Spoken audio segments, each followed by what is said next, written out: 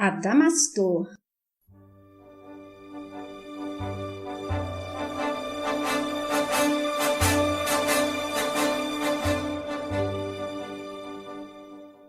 Ícaro redimido.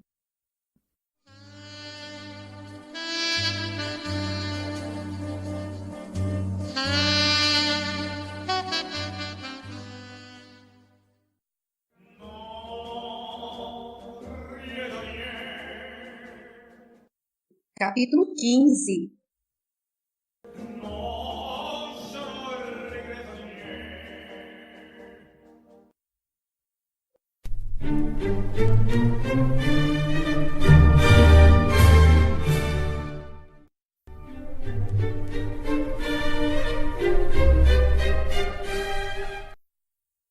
Nas estradas do passado.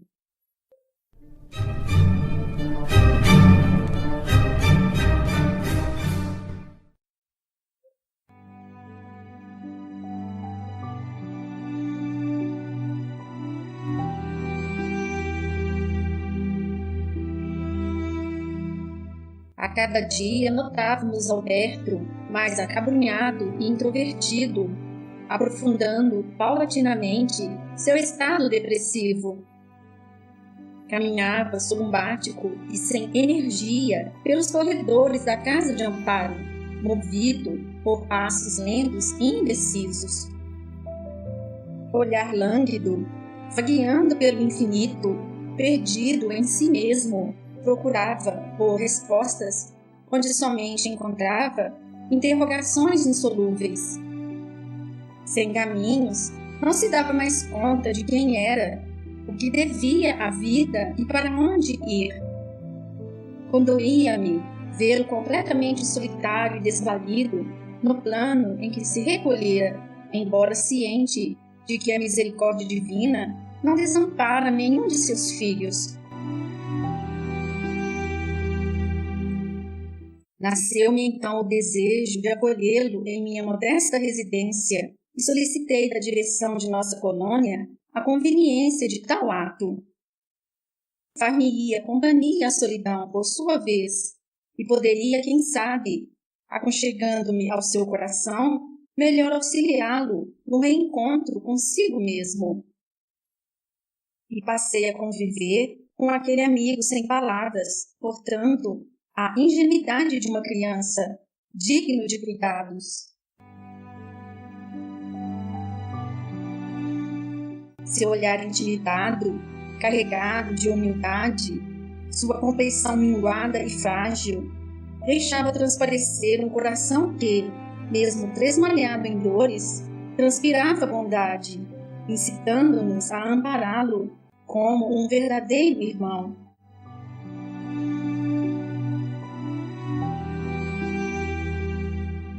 Embalde, buscava entreter com ele um diálogo mais prolongado, pois sua memória claudicante o impedia de manter a sequência lógica de qualquer assunto, por mais simples que fosse. Todo raciocínio lhe parecia por demais complexo para o parco entendimento. É penoso confessar que, ao mirá-lo, perdido no completo desvalimento, um sentimento de piedade me invadia o coração, esquecido de que a dignidade e o amor com que o Senhor da vida nos confeccionou a alma jamais nos fazem indigentes de sua misericórdia.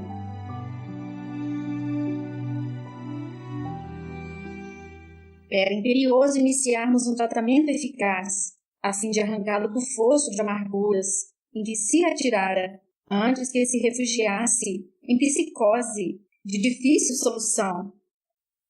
Forçoso é reconhecer que, se o choque amnésico é consequência de traumas desencarnatórios como o suicídio, é também compreendido como recurso inconsciente de defesa do eu diante de sofrimentos intoleráveis.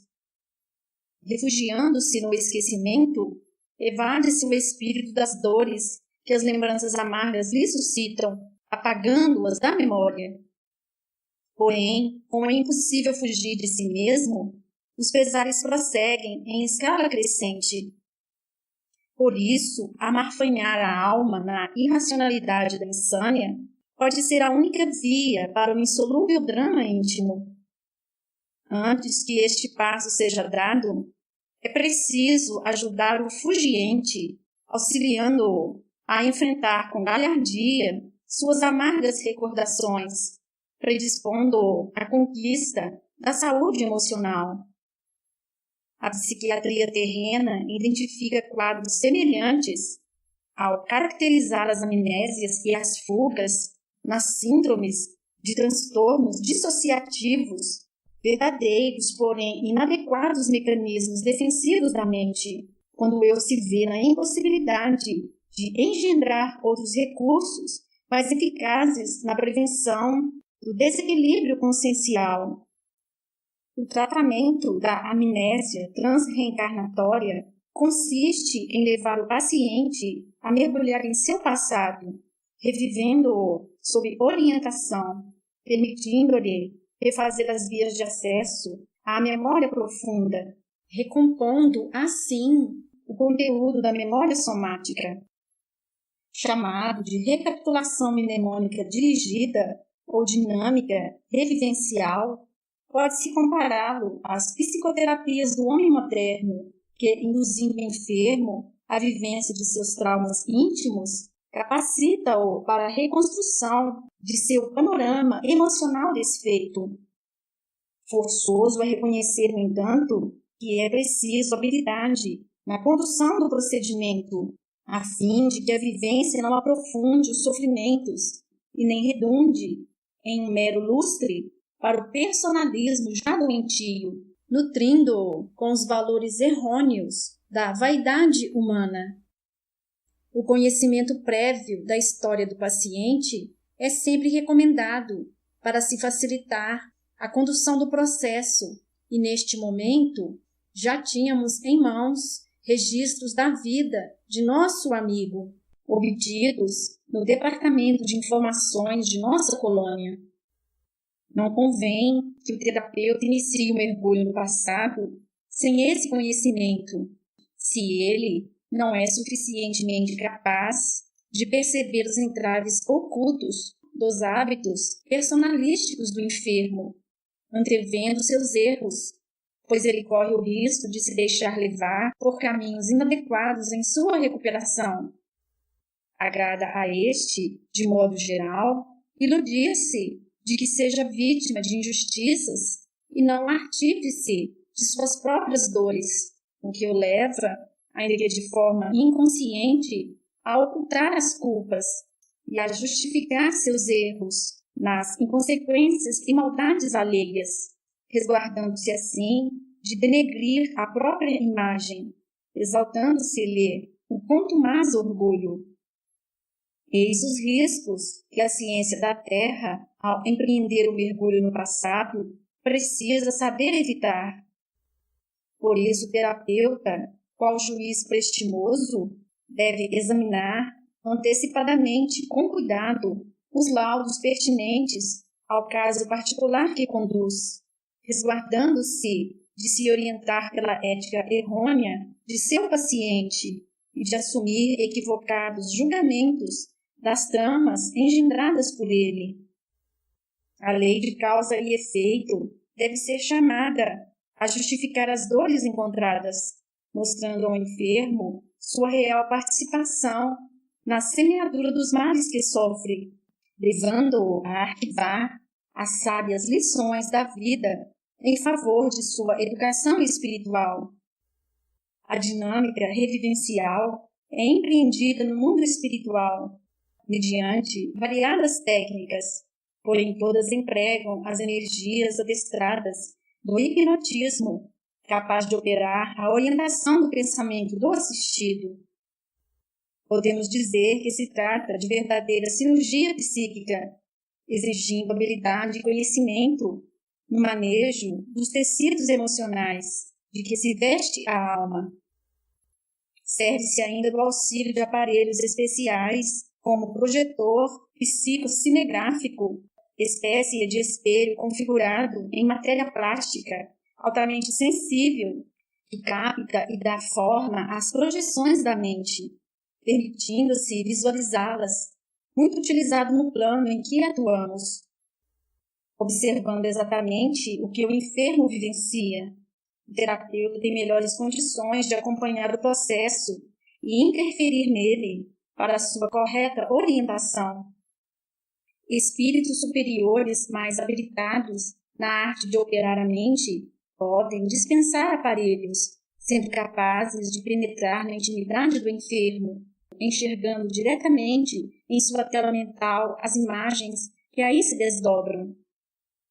O uso da psicometria é também recurso útil no processo, facilitando a muitos espíritos o ingresso no passado, principalmente os mais resistentes à indução hipnótica.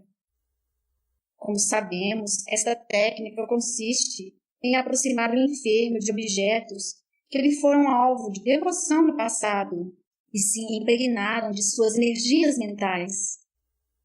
Os fetiches, de qualquer natureza, sempre exerceram poder sobre a mente daqueles que lhes dedicaram atenção, por refletirem sobre eles as próprias energias emocionais aí retidas, e por isso, quando existem e podem ser alcançados, são recursos de grande utilidade no tratamento regressivo. Pessoas que foram marcantes na vida do enfermo são elementos de grande auxílio para trazê-lo à realidade, quando se pode contar com elas.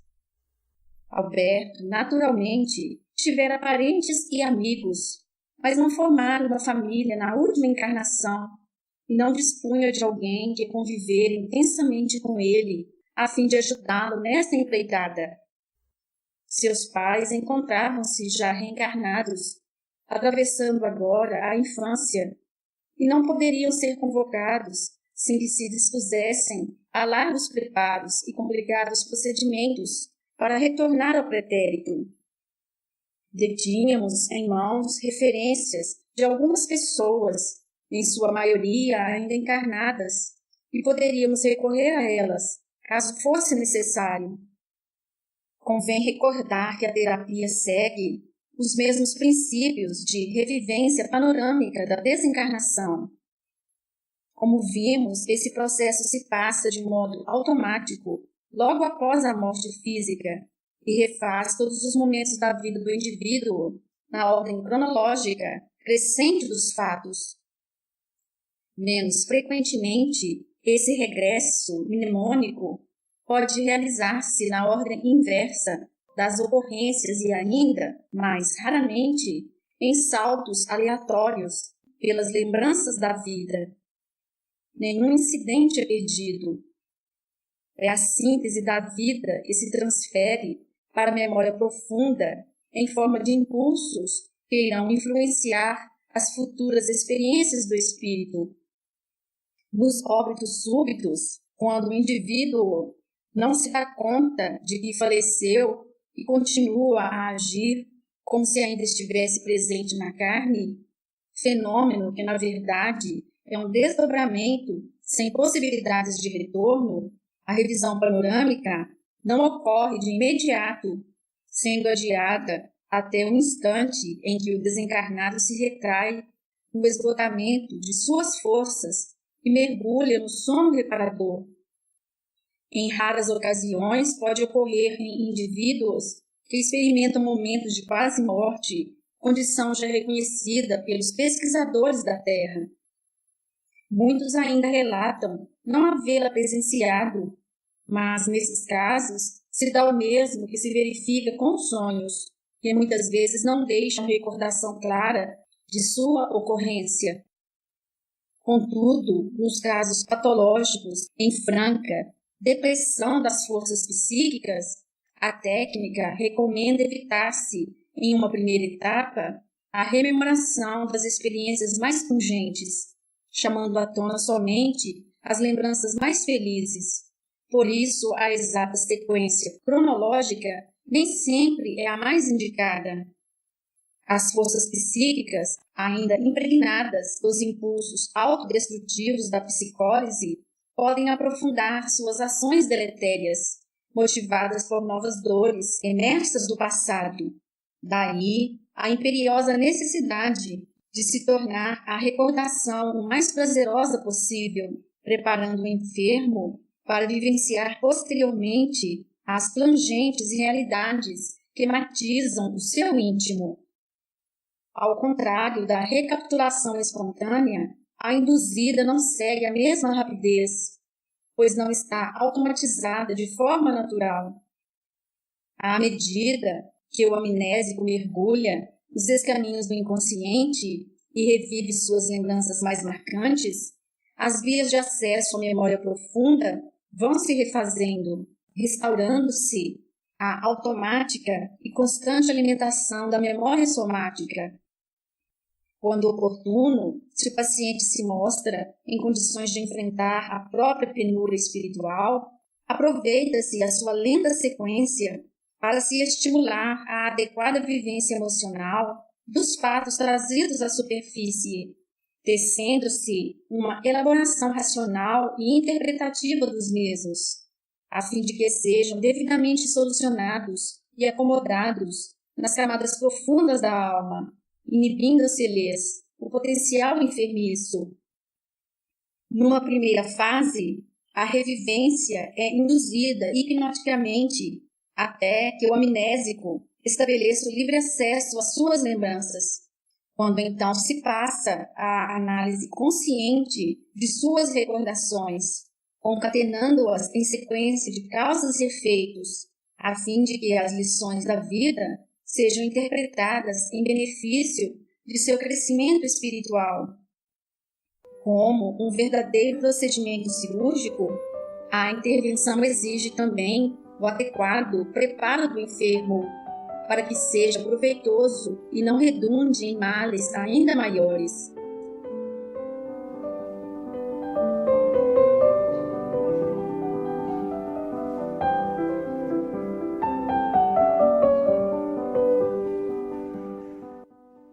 A musicoterapia para isso é o recurso que utilizamos não somente neste preparo, mas para o seu sustento em todo o processo. Ainda insciente no mundo dos encarnados, tal recurso é um dos mais importantes procedimentos de apoio terapêutico dentre aqueles empreendidos em nosso plano para os doentes da mente, especialmente os desmemoriados. A música é capaz de suscitar a reconstrução de vias neuronais perdidas e auxiliar na dilatação dos limites da mente humana.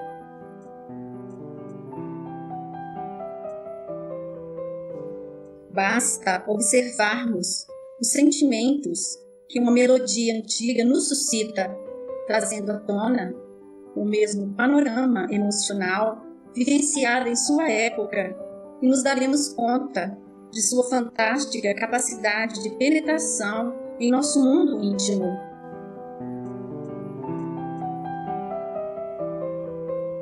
Pelas propriedades da ressonância, as ondas sonoras podem interferir no ritmo das ondas mentais, impondo euritmia ou disritmia, segundo sua própria natureza.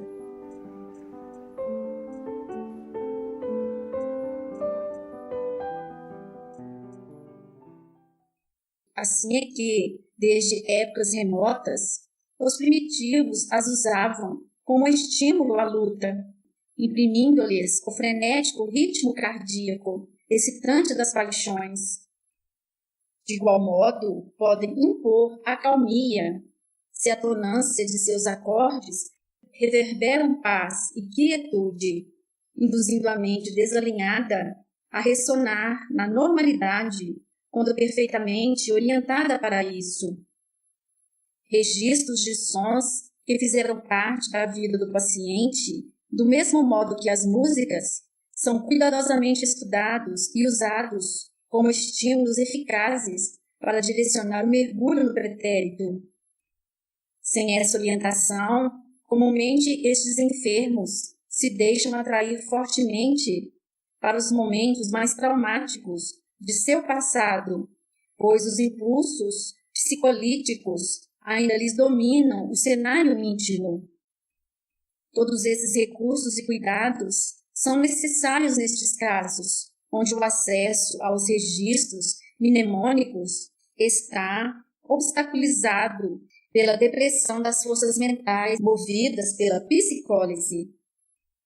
Recordemos que estamos diante de casos patológicos necessitados destes estímulos, pois em situações de normalidade, o desencarnado mantém naturalmente a memória plena de sua última experiência na carne, bastando ainda pequena indução hipnótica para que a recordação de outras vidas venha à tona, o que pode mesmo ocorrer de forma espontânea nos espíritos equilibrados em nosso plano.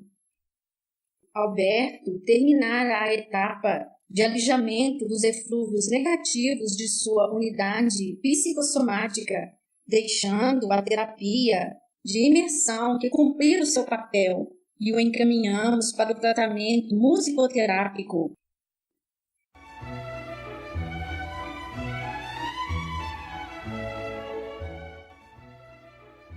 Os campos da música, onde se processa a agradável terapia, a exemplo de outras colônias do plano espiritual, são locais extremamente aprazíveis, compostos de bucólicos jardins, onde se executam as audições musicais, muitas vezes ao vivo.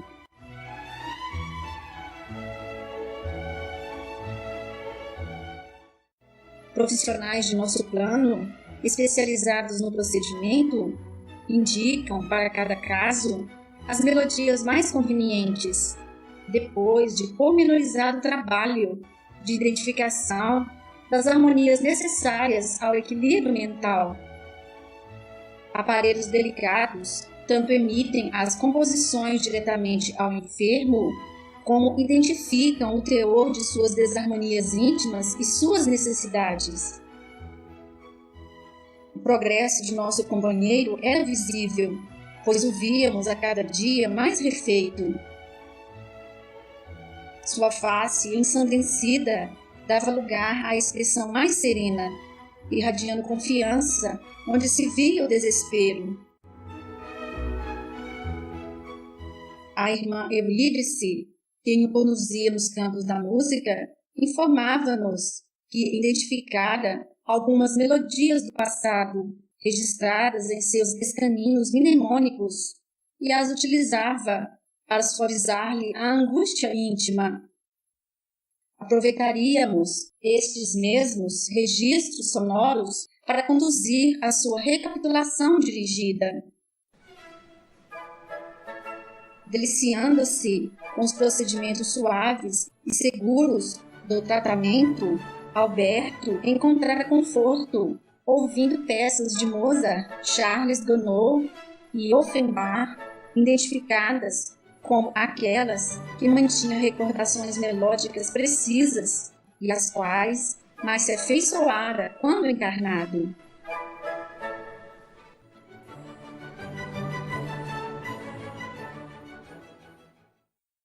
Finalmente, chegara o instante de iniciarmos o mergulho no passado, enquanto prosseguia seu tratamento no campo da música. Na companhia de Adelaide, instalamos Alberto em confortável cama, a fim de que fosse induzido ao sono hipnótico. Com a ajuda do refletor psicocinegráfico, minha estudante poderia com facilidade acompanhar o desenrolar das visões projetadas de sua mente, pois não era possível sustentar-lhe o acesso direto aos panoramas mentais de nosso enfermo durante o processo. Eurídice preparou-nos uma coletânea de sons registrados em sua meninice e que se faziam acompanhar de emoções prazerosas, a fim de facilitar-lhe o acesso a essas recordações, tornando sua revivência o mais real possível e orientando nosso trabalho segundo uma sequência lógica, a fim de não nos perdermos nos labirintos de suas reminiscências.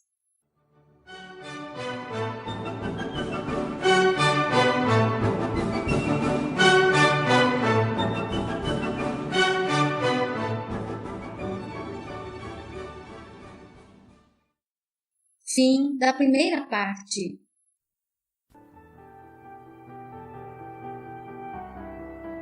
E ele lhes propôs esta parábola, dizendo: Que homem dentre vós, tendo 100 ovelhas e perdendo uma delas, não deixa no deserto as 99 e vai após a perdida, até que venha a achá-la? E achando-a, a põe sobre os seus ombros jubiloso. E chegando a casa, convoca os amigos e vizinhos, dizendo-lhes: Alegrai-vos comigo, porque já achei a minha ovelha perdida. Digo-vos que assim haverá mais alegria no céu por um pecador que se arrepende do que por 99 justos que não necessitam de arrependimento. Lucas 15, versículos de 3 a 7.